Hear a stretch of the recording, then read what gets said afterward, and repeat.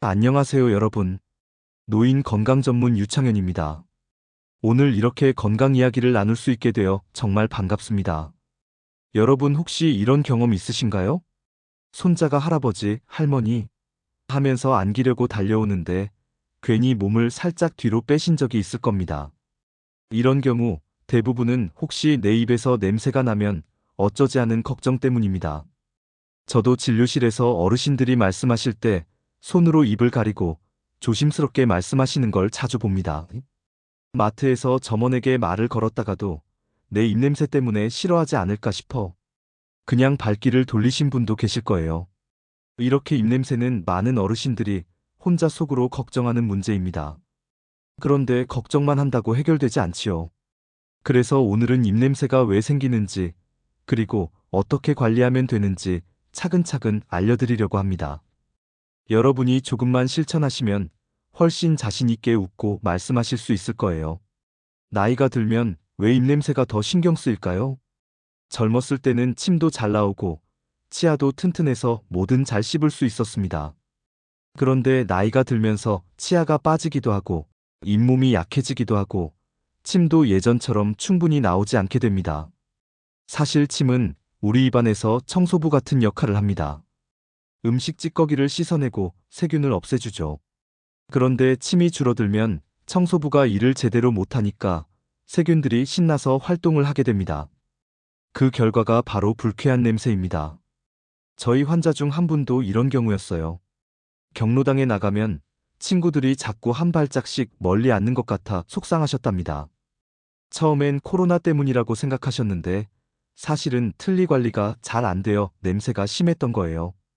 틀니 틈새에 음식물이 끼고 세균이 번식하면서 문제가 생긴 거죠. 그렇다면 내가 입냄새가 있는지 어떻게 알 수 있을까요? 안타깝게도 본인은 잘 모릅니다. 우리 코는 자기 냄새에는 둔하기 때문이죠. 그래서 거울 보면서는 모르는데 남들은 금방 알아챕니다. 특히 아이들이 솔직하잖아요. 한 할머니는 손자가 할머니, 양치 안 했어? 하는 바람에 깜짝 놀라 병원에 오셨습니다. 이처럼 누군가가 지적해 줄 때가 가장 정확한 신호일 수 있습니다. 입냄새를 줄이려면 어떻게 해야 할까요? 무엇보다 기본은 양치질입니다. 그런데 치아만 닦는다고 끝이 아닙니다. 혀 뒤쪽에 하얗게 낀 백태가 바로 세균이 가장 많이 사는 곳입니다. 처음엔 혀를 닦다가 우웩할 수 있지만 며칠만 해보면 금방 익숙해집니다. 실제로 혀 닦기를 시작한 한 할머니는 며칠 만에 냄새가 훨씬 줄었다고 하셨습니다. 틀니도 꼭 치아처럼 관리해 주셔야 합니다. 그냥 물에만 담가두면 세균이 금세 번식합니다. 한 할아버지는 틀니 세정제를 쓰기 시작한 뒤로 냄새가 크게 줄어서 훨씬 편해졌다고 말씀하시더군요. 입안을 촉촉하게 유지하는 것도 중요합니다. 물은 자주 조금씩 드시는 게 가장 좋습니다. 어떤 분은 물을 많이 마시면 화장실을 자주 가서 귀찮다고 하셨는데 제가 화장실 자주 가는 것도 운동이라고 생각하세요라고 말씀드렸더니 웃으시며 실천하셨습니다. 그 뒤로 입도 덜 마르고 냄새도 줄었다고 하셨어요. 음식도 영향을 줍니다.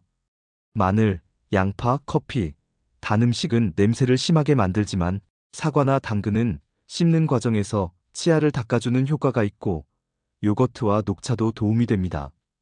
한 할아버지는 아침마다 사과를 드시는 습관을 들인 뒤 입냄새가 정말 줄었다고 좋아하셨습니다. 그런데 이렇게 관리해도 입냄새가 계속되는 경우가 있습니다. 양치를 열심히 해도 사라지지 않거나 잇몸에서 피가 난다거나 물을 마셔도 입이 자꾸 마르는 경우는 단순한 입냄새가 아닐 수도 있습니다. 잇몸병이나 당뇨, 간 질환 같은 다른 질환이 원인일 수 있거든요. 그래서 병원에 와서 꼭 진료를 받으셔야 합니다. 정기적인 치과 검진과 스케일링도 빼놓으면 안 됩니다. 차도 정기 점검을 받아야 오래 타듯 우리의 치아도 정기적으로 살펴야 오래 쓸 수 있습니다. 스케일링을 받고 나서 세상에 이렇게 시원할 수가 있냐고 감탄하신 할머니도 계셨습니다. 이렇게 말씀드리니 이제 그림이 그려지시죠? 입냄새는 누구나 나이가 들면 생길 수 있는 자연스러운 현상입니다. 그렇다고 부끄러워하거나 숨길 필요는 없습니다. 조금만 관리하면 충분히 좋아질 수 있습니다. 손자가 안기려고 달려올 때 걱정 말고 당당하게 안아주세요. 경로당에서 친구들과 대화할 때도, 마트에서 점원에게 말을 걸 때도 이제는 자신 있게 하시면 됩니다. 여러분 모두 건강한 입, 당당한 미소를 가지실 수 있습니다. 오늘부터 바로 실천해 보세요.